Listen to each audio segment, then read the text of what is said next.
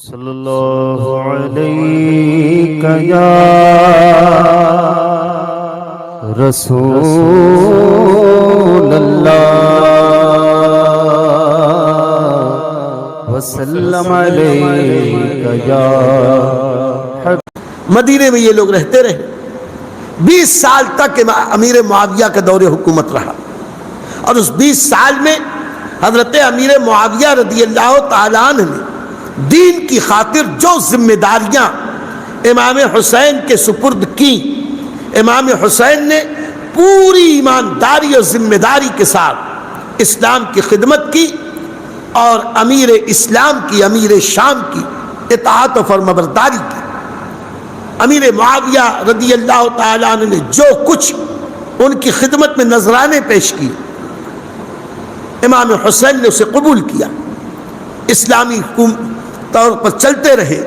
لیکن ایک وہ وقت آیا کہ جب امیر معاویہ کی حکومت کو 10 سال ہوئے، حالات کچھ ایسے ہو گئے تھے، اب بات آئی ہے تو ذرا کچھ نقطے والی بات بھی سن لیں۔ حالات کچھ ایسے ہو گئے تھے، امیر معاویہ کے سامنے ایک بہت بڑا مسئلہ تھا۔ ابھی شروع میں نے امام حسن کے بارے میں بھی یہی کہا کہ اسلامی مملکت کی فلاح و بہبود کے لیے، اسلامی حکومت کے بچاؤ کے لیے، فتنے اور فساد کو روکنے کے لیے، اور ملت اسلامیہ میں جھگڑے کو روکنے کے لیے امام حسن نے پوری حکومت تو دے دی، لیکن ملت اسلامیہ اور حکومت اسلامیہ کو بچا دیا۔ اور اس کا نتیجہ یہ نکلا کہ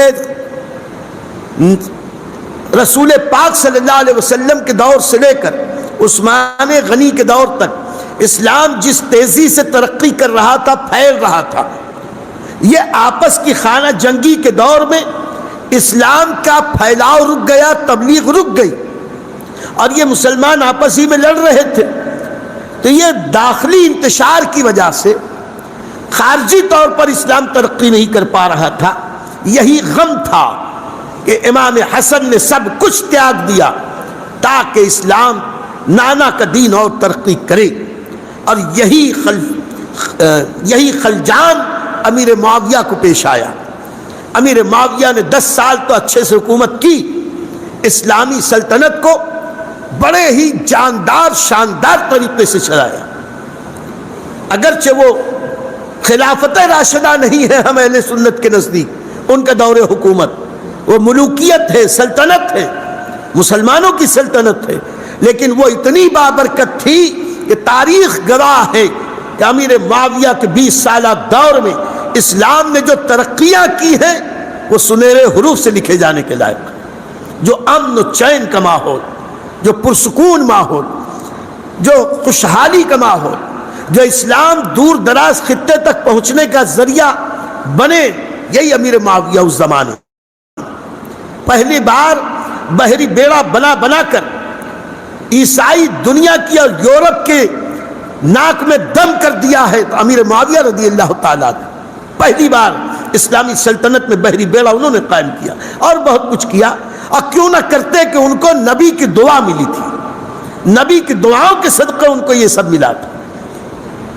ان کے سامنے بھی مسئلہ یہ آیا کہ 10 سال تو گزر گئے، اب میرا بھی چل چلاؤ کا وقت ہے، اب آگے کیا ہوگا؟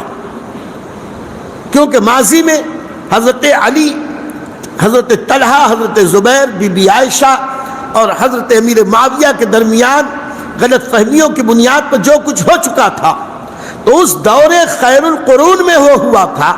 اب تو یہ اتنے بڑے بڑے نیکوکار لوگ ہیں بھی نہیں، اور نو مسلموں کی کثرت ہے پورے عالم اسلام، عرب کم ہو گئے، اجمی زیادہ ہو گئے، ملک شام کے لوگ، ایران کے لوگ، عراق کے لوگ، ادھر افریقہ کے لوگ، یہ دور دراز کے اجمی لوگ مسلمان ہوئے۔ ان کے اندر وہ دین کا درد نہیں ہے جو صحابہ کرام میں تھا، یہ سامنے کی بات تھی۔ تو وہ اسلامی حکومت جسے نبی کریم صلی اللہ علیہ وسلم نے بڑی ہی جفا کشی کے ساتھ قائم کی تھی، بڑی قربانیاں دی تھی نبی نے، صحابہ کرام کی بے مثال قربانیاں تھیں، اہل بیت اطہار کی بے مثال قربانیاں، اور اسلام کی صداقت کا پرچم 3 بر اعظموں کی سرحدوں تک پہنچ گیا تھا۔ ادھر آدھے سے زیادہ افریقہ فتح ہو چکا، یورپ کے اندر تک گھس گئے، اور یہاں ایشیا تو پورا کا پورا، یعنی وسط ایشیا، افغانستان کے بارڈر تک لوگ آ گئے، پاکستان کے قریب تک آ گئے۔ ایسی صورت میں امیر معاویہ کے سامنے یہ مسئلہ تھا کہ اگر میں آگے کے بارے میں کوئی فیصلہ نہ کروں تو میری آنکھ بند ہوگی اور پھر کہیں ملت میں اختلاف نہ پیدا ہو جائے۔ تو اپنے ساتھیوں سے، درباریوں سے مشورہ لیا۔ واقعہ مختصر یہ کہ انہیں یہ مشورہ دیا گیا کہ آپ کسی ایسے کو امیر بنا دیں کہ جس کے اندر یہ صلاحیت ہو، اس کے اندر کم سے کم وہ خوبی ہو کہ کوئی اس کی مخالفت نہ کر سکے۔ اور ایسے وقت میں چونکہ ساری مملکت میں، پورے اسلامی مملکت میں جتنے گورنر تھے، اکثر گورنر بنو امیہ کے خاندان کے تھے، جتنے بڑے بڑے عہدے پہ تھے وہ خاندان بنو امیہ کے لوگ تھے، جتنے بڑے سپہ سالار اور فوجی تھے وہ بنو امیہ کے لوگ تھے۔ اور وجہ یہ نہیں تھی کہ امیر معاویہ بنو امیہ کے تھے تو اپنے خاندان والوں کو لیا تھا، یہ سلسلہ دور رسالت ہی سے چلا آ رہا تھا۔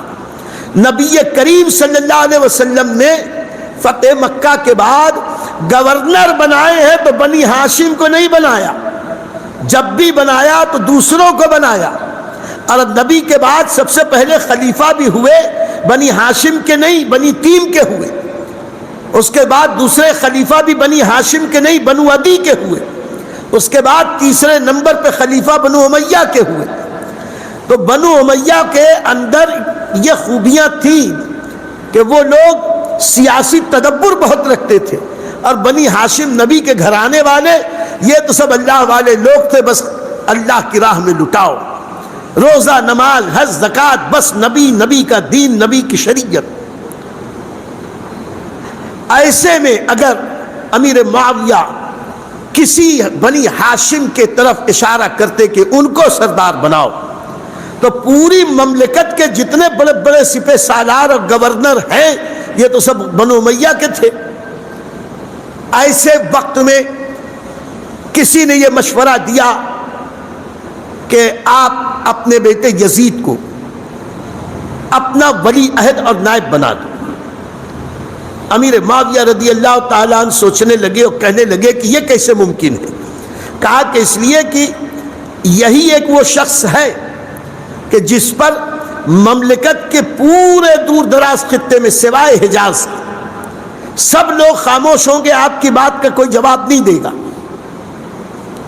رہا اگر کوئی اعتراض کرے گا تو صرف 4-5 آدمی، ایک محمد ابن ابو بکر، دوسرے عبداللہ ابن زبیر، تیسرے عبداللہ ابن عباس، چوتھے عبداللہ ابن عمر، پانچویں امام حسین ابن علی رضی اللہ تعالی، کیونکہ وہ لوگ یہ چاہیں گے کہ نبی کی گدی پر نبی کے سب سے قریبی ایسے شخص کو منتخب کیا جائے جو سب سے زیادہ دیندار ہو، اور آپ کا بیٹا اتنا دیندار نہیں ہے، یہ نو عمر جوان ہے، ابھی جوان ہی تھا۔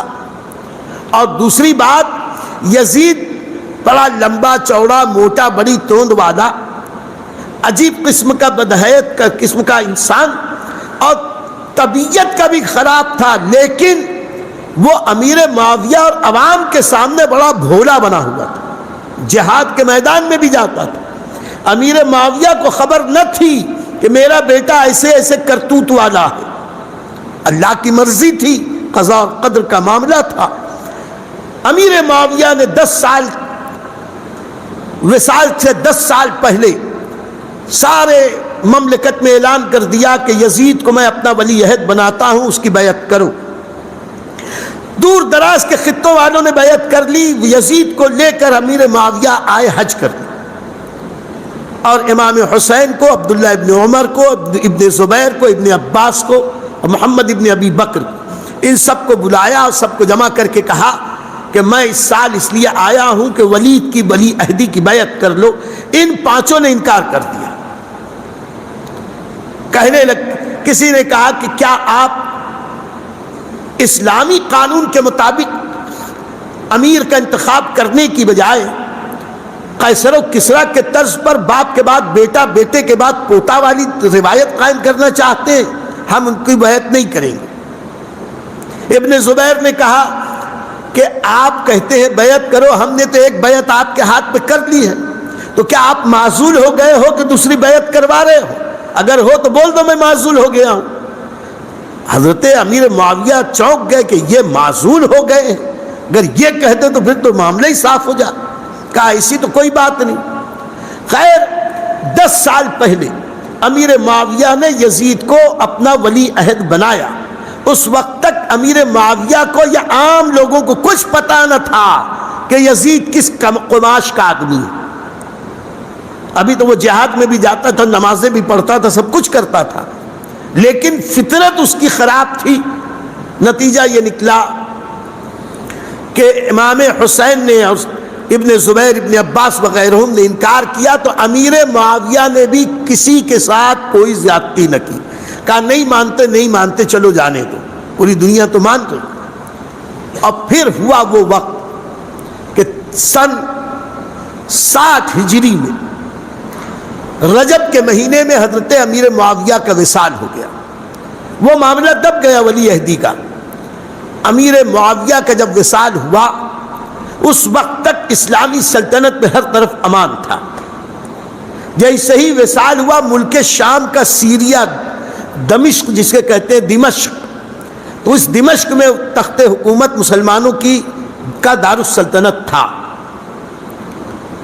وہاں جیسے ہی امیر معاویہ کا وصال ہوا ان کی تدفین ہوئی سیریا میں، وہی دمشق میں، اور وہیں پر تخت حکومت پر یزید بیٹھا، اور کچھ 32-33 سال کی عمر تھی، جوان۔ ضرور ہمیں اپنے کمنٹ سے نوازیں، مثبت باتیں ہمیں عطا کریں، اگر ہم کہیں غلطی کریں تو اس سے بھی آپ ہمیں آگاہ کریں، جو ہمیشہ میں آپ کو یاد دلاتا ہوں۔ اب بھی آپ توجہ فرمائیں، نوازش ہوگی آپ معمار ملت چینل کو سبسکرائب کریں اور لائک کریں۔ لائک کرنے سے ناظرین یہ ہوتا ہے کہ یوٹیوب چینل اس کلپ کو، اس ویڈیو کو دوسرے ویورز تک فارورڈ کرتا ہے، تو لائک کریں گے تو ایک اچھی بات ہم دوسرے تک پہنچانے کا نیک کام کریں گے، اور معمار ملت چینل کو بھی گروتھ ہے، سبسکرائب ضرور کریں اور لائک بھی ضرور کریں، اور ہو سکے تو شیئر بھی کریں۔ السلام علیکم ورحمۃ اللہ وبرکاتہ۔